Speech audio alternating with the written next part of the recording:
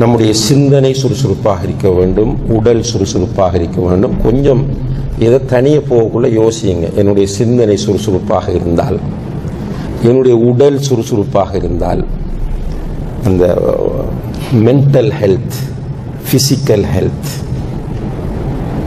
இந்த ரெண்டும் நமக்கு கிடைத்து விட்டால் இந்த சமூகத்தில் வாழக்கூடிய எல்லோரும் மென்டலி ஃபிசிக்கலி ஹெல்த்தாக இருந்தால் எப்படி அந்த சமூகம் இருக்கும் என்று யோசித்து பாருங்கள்.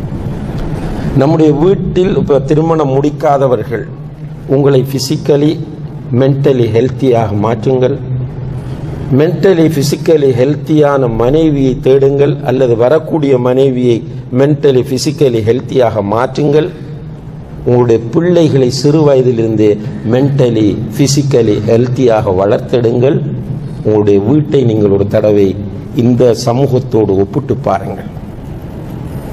சின்ன சின்ன வயதில் பிள்ளைகளுக்கு வித்தியாசமான நோய்கள்.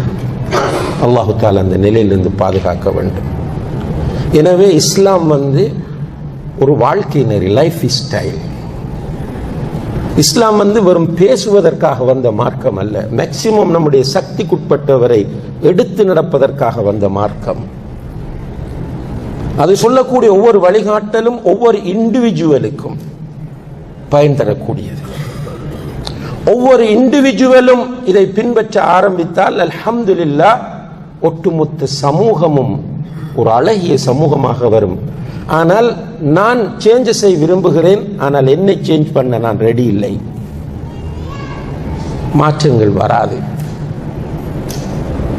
இந்த வகையில் சோம்பேறித்தனத்தை கைவிடுவோம் இன்ஷா அல்லாஹ். ஆக்டிவாக இருப்பது இபாதத் என்பதை புரிவோம். சோம்பேறித்தனத்தோடு தொழுவதும் ஏனைய இபாதத்துக்கள் செய்வதும் மூமின்களுடைய பண்பல்ல, அது முனாஃபிக்குடைய பண்பு என்று அல்லாஹ் குர்ஆனிலே சொல்கிறான். குர்ஆனிலே 2 இடங்களில் சொல்றான் அல்லாஹு தஆலா, அவர்கள் தொழ வந்தால் இதா காமு இல ஸலாத்தி காமு குசாலா, தொழ வந்தால் சோம்பேறிகளாக வருவார். சோம்பேறிகளாக வாரண்டா என்ன? இன்ட்ரெஸ்டிங் இருக்காது. அந்த அந்த அந்த செயலில் அவர்களுக்கு இன்ட்ரெஸ்டிங் இருக்காது. அதுதான் சோம்பேறித்தனம். அப்போ தக்பீர் கட்டினால் நான் ஏற்கனவே சொன்னது போல அவர்களுக்கு முழு கவனமும் இந்த ஃபோனில் தான் இருக்கும். சைலண்டில் போட்டுருவார்கள் அல்லது வைப்ரேஷன் அலர்ட்டில் போட்டுருவார்கள். அது பண்ணினா சலாம் கொடுக்க பாருங்கள், இந்த ஓடுறதை பார்க்கிறோம். இன்னாலில்லாஹி வ இன்னா இலைஹி ராஜிஊன். அல்லாஹ் பாதுகாக்கணும். இது எந்த நிலை தெரியவில்லை.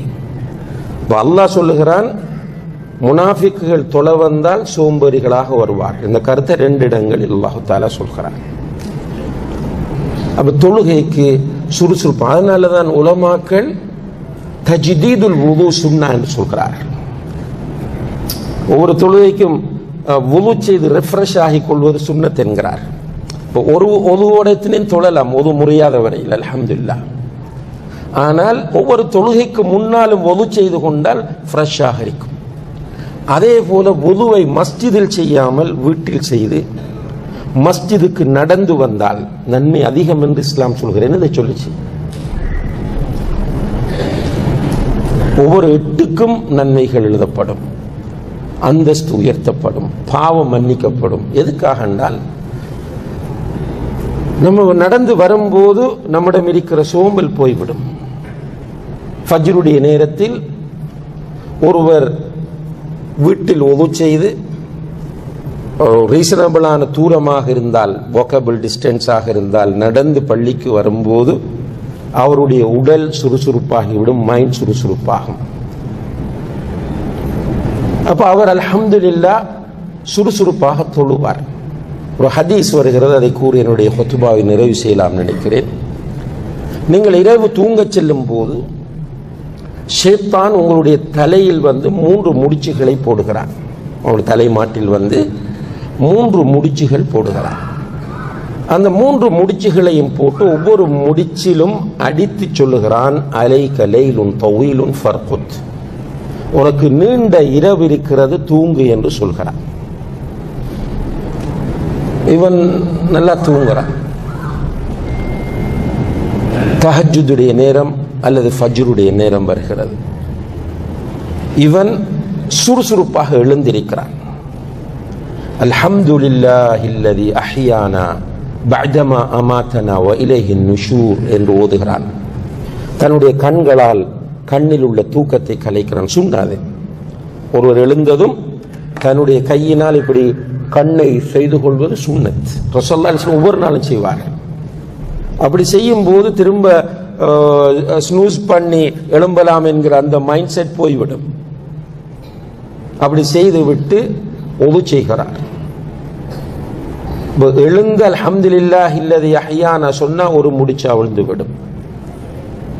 ஒது செய்தால் இரண்டாவது முடிச்சு அவிழ்ந்து விடும். சுன்னத் தொழுகை வீட்டில் தொழுவதுதான் சுன்னத். பரலான தொழுகைக்கு முன்னால பின்னால் உள்ள சுன்னத்துகளை வீட்டில் தொழுவதுதான் சுன்னத். அதுக்காக பள்ளிக்கு வந்து தொழக்கூடாது என்பதில்லை. பள்ளிக்கு வந்தும் தொழலாம். ஆனால் பெஸ்ட் என்ன? வீட்டில் தொழுது கொள்ள. வீட்டில் தொழுகிறார். இப்ப அவருடைய 3 முடிச்சுகளும் அவிழ்ந்து விட்டன. பள்ளிக்கு வருகிறார். ஜமாத்தோடு சுபஹை தொழுகிறார். அவர் ஃபீ திம்மத்தில்லாஹ், சுப்ஹானல்லாஹ், அல்லாஹுடைய பொறுப்பில், அல்லாஹுடைய பாதுகாப்பில், அல்லாஹுடைய கஸ்டடியில் அவர் இருப்பார். ஷேக் உஸைமீன் ரஹிமஹுல்லாஹ் அவர்கள் சொல்லுகிறார்கள், முன்னே உலமாக்களுடைய கருத்துக்களை மேற்கோள் காட்டி, சுபஹை ஜமாத்தோடு தொழுத ஒருவர் அடித்தால் அல்லது திட்டினால் அல்லது அவருக்கு பிசிக்கலி டார்ச்சர் பண்ணினால் அல்லது மென்டலி டார்ச்சர் பண்ணினால் அவரை அல்லாஹ் பாதுகாக்கிறான். டார்ச்சர் பண்ணியவரை அல்லாஹ் பார்த்துக் கொள்கிறான். சுப்ஹானல்லாஹ்.